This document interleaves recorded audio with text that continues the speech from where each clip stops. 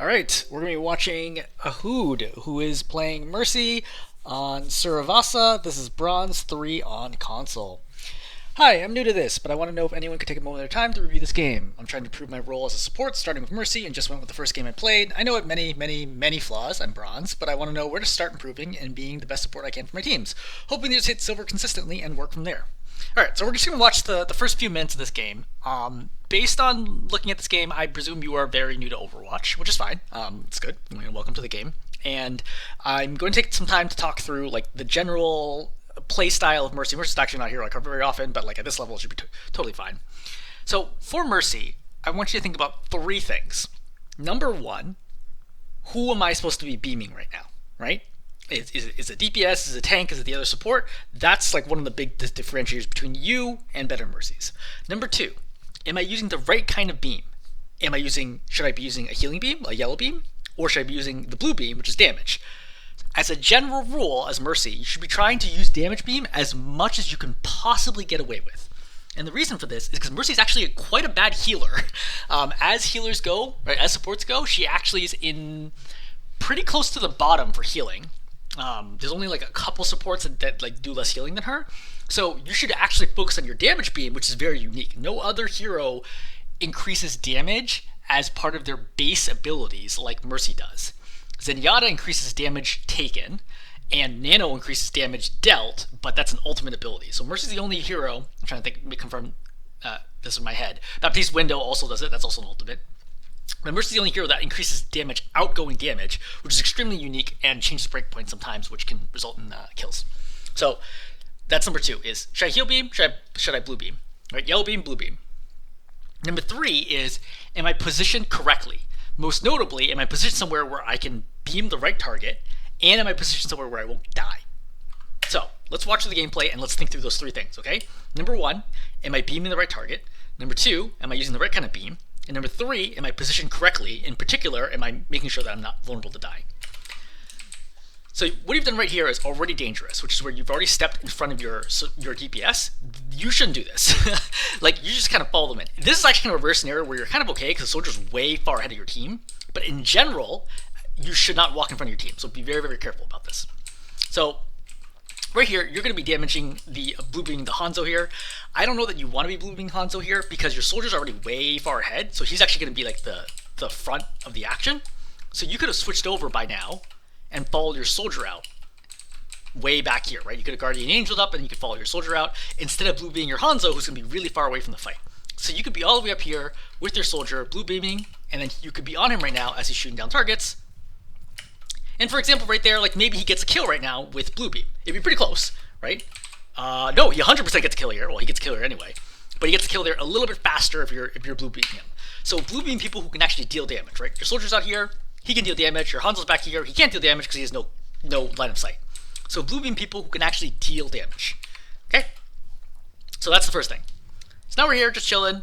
Right, you heal the soldier, that's fine. Be very careful about using Guardian Angel too much. I know that you spam it a lot. Don't use it unless you need to. So right here, you're healing just fine. Just chill. You don't need to do anything. You don't need to pop Guardian Angel. Just chill. Instead, you pop Guardian Angel, which moves you too close and it puts you high up in the air. And they can all see you right now. Everyone over here can now see you in the moment that you're in the air. And you're not going to get punished for it right now because it's bronze, but in the future you will be. And there's no reason to leave a safe spot when you don't need to, right? This is perfectly safe. You can keep blue beaming here and you're good. Going up in the air puts you in danger. So you come over here and let's notice your beam choice, okay? You're healing the soldier right now, which is fine. So he's going to hit max. You can see right now he's at max. You should be switching back to blue beam because this healing is not helping him at all. But blue beam might because he might damage somebody.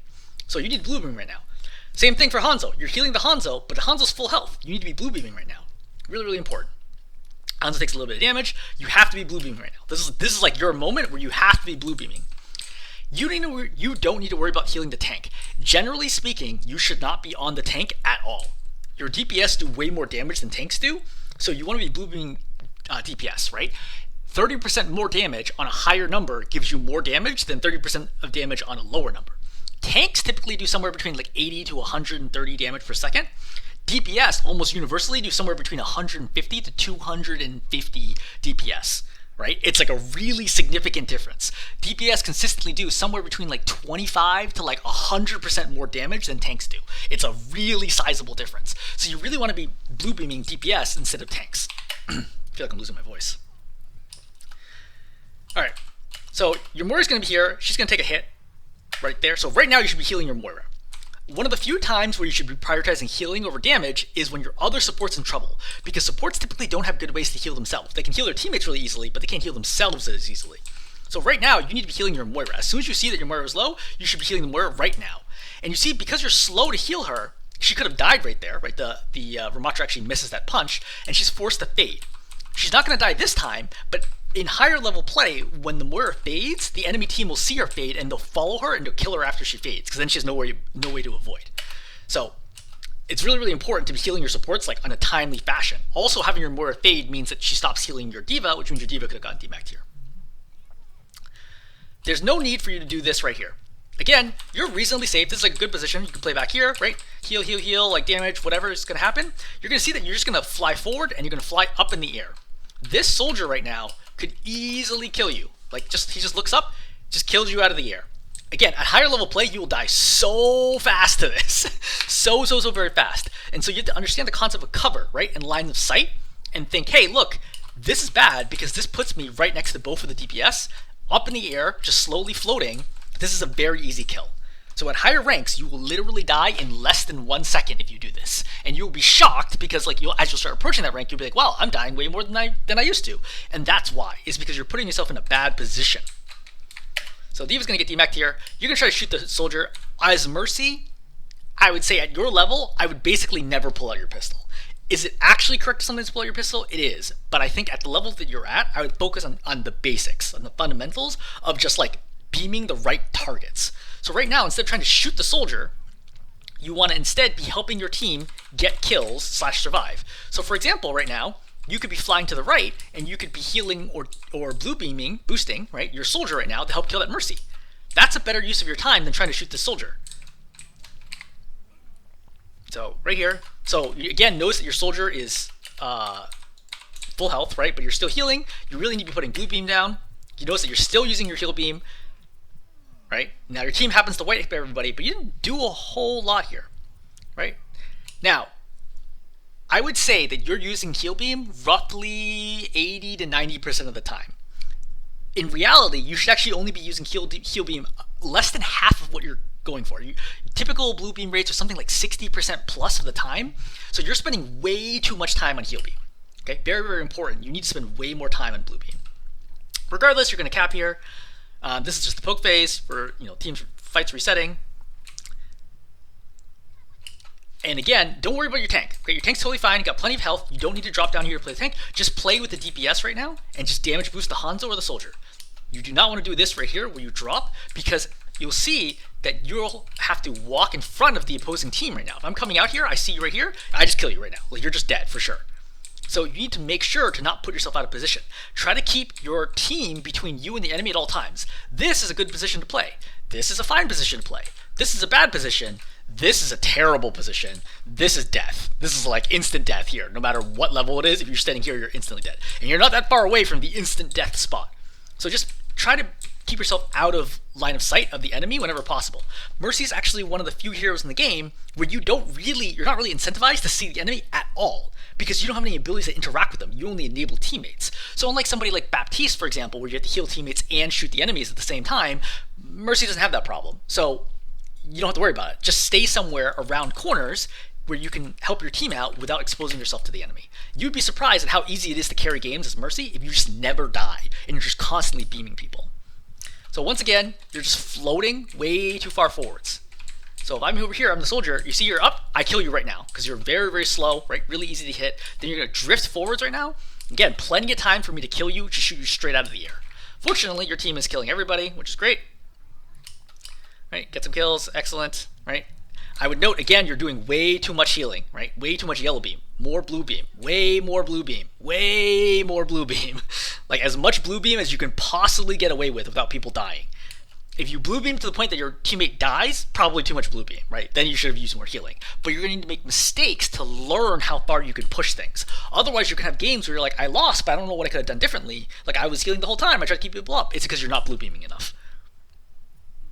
So, again, one of the things we talked about is who should I be beaming right now? Is it the D.Va who's really far away from the enemy? It is not. This D.Va's not going to do a thing.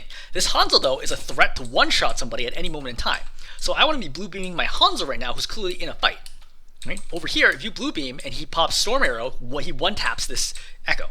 But if this Echo has 64, exactly. He has 64 health. So without your blue beam, he's going to have to use 2 arrows to kill her versus 1 arrow if you have blue beam on him. That's the example of the difference that you can make. So again, with the movement, right, this is kind of a bad movement right here. You're going to fly into the front line right here. You see this helix? You could have easily died right now. Fortunately, there's nobody else here. But you get low, and you're going to pop Valkyrie.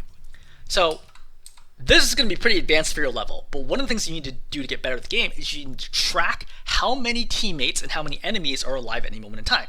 You start every single fight with 5 on each side, and then things happen, and then people are going to start dropping off on each side, right? You know, 1 on your team, 1 on their team, etc., etc. 5-on-5s are generally 50% win rates, which makes sense, right? Both teams have all 5 people. You face off. It's a coin flip who wins. As soon as it's 5-on-4, it goes to something like 75-25%. As in, if you have 5 people and the other team has only 4 people, you have about a 75% chance of winning this fight. As soon as it's 5-on-3, the chance of your team winning is like nearly 100%. It's like 95 to 99% of the time. If you have a 2-person advantage, you're going to win the fight. So when you pop ultimates, you have to decide, do I actually need an ultimate right now? So if we look at the situation, who is actually here? Well, number 1, we have the Ramattra. Okay, great. So Ramatra's number 1. The soldier's here, so that's 2. Is the Lifeweaver here? The Lifeweaver is not here. He is very, very far away. He died a very long time ago. So we're missing, that's 1 person so far. Is the Mercy here? Mercy's here. Okay, so far 1, 2, 3 people in this fight. And where's the Echo? Well, the Echo just died. You just saw her die, right? Because the Hanzo just killed her. So this is a 5-on-3 situation.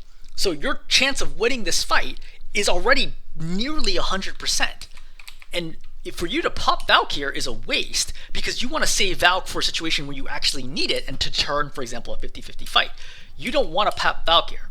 Right? I'm sure you popped Valk because you got nervous because you took that damage, but you did not need Valk here. Even if you died here, I still wouldn't pop Valk here because I think the odds of you winning this fight is like nearly 100%. It's just unnecessary. But that's something that's really hard to figure out and to learn over time. Right? You got to get experience in the game and understand, like, hey, what's our game state? What's our situation? Do I need to use like my cooldowns? Do I need to use my ultimate? It's hard, right? It's definitely hard to do it correctly, but that's what I'm telling you. Is like that's the area of improvement here. Good res. You're going to set up over here, and I think we're going to cover probably like 1 death, right? Same general problems that you're having, which is like not blue beaming enough, right? You should be and not generally blue beaming the person who's at the very lead attack. So, for example, the Hanzo here is who you should be blue beaming. Right? Not the Moira, not the D.Va, maybe the soldier, depending on the angle. But your Hanzo's the one who's actually taking shots here, so I would want to blue beam the Hanzo. Also, I had no idea that you could actually shoot through this. Can you actually shoot through this? Quick delay. That didn't work. Yeah, you can't actually shoot through this. The Hanzo doesn't know that either. But I was like surprised. I was like, to be fair, it looks like you could shoot through that. So I understand why the Hanzo's doing this, but you can't shoot through that. Okay. Anyway, you're blue beaming the tank. As I mentioned, you don't want to blue beam the tank because tanks are actually that good at dealing damage for the most part. You want to blue beam the Hanzo or the soldier here. Both of those are good choices, not the tank. Ramattra ulti's going to be popped. You want to play back. And the issue here is you're going to end up being out of position. So you just use Guardian Angel for no reason. Like you just kind of push buttons to push buttons. Don't use Guardian Angel if you don't need to. You just move yourself closer to the fight and you wasted your cooldown. Instead, you could have been playing way back here the whole time or over here. Either one of those spots would have been okay. But because now you're kind of stuck in here and you've lost line of sight, but the problem is you didn't have the ability to Guardian Angel because you didn't have Guardian Angel up yet because you wasted the cooldown, and now when you try to walk away, you're going to die. This is an example of being out of position. And it's not forced by the enemy. You were just standing in the wrong spot to begin with. Okay? You should be playing as far away as you can possibly can because being closer to someone and being farther away as Mercy makes no difference as long as you can put beam on them. Right? It doesn't increase damage by being closer to them, and it doesn't increase healing, so you might as well stay as far away as you can possibly can and just chill back here versus staying in the open here, right? Then visor gets popped, and then you're going to die. So that's the first death. I think we're going to cover 1 more death. So healing the tank up, again, I'd be very careful with doing this. I would not follow tanks in, right? It's really not your job to follow tank in. I want you to instead follow the DPS in, right? The Hanzo, the soldier, wherever the heck the soldier is. Soldier's AFK right now. But like over here, right now, you should be over here blue beaming the Hanzo. You on the D.Va's not going to do anything right now. You're also in a lot of danger hovering over the point. So you're going to see Ramatra go after the soldier, or the Hanzo rather, and he's going to kill the Hanzo here, I presume. Okay, finally he kills him. So this is a great example of a fight that you could have changed. Okay, your Hanzo's going to die here, and as already mentioned, when your teammates die, the chance of you winning the fight goes down a lot. So Ramatra here might seem big and scary. Ramatra is actually one of the worst damaging tanks in the game. He's actually the second worst damaging tank in the game.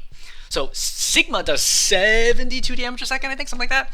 Ramatra does 80 damage a second only with his punches.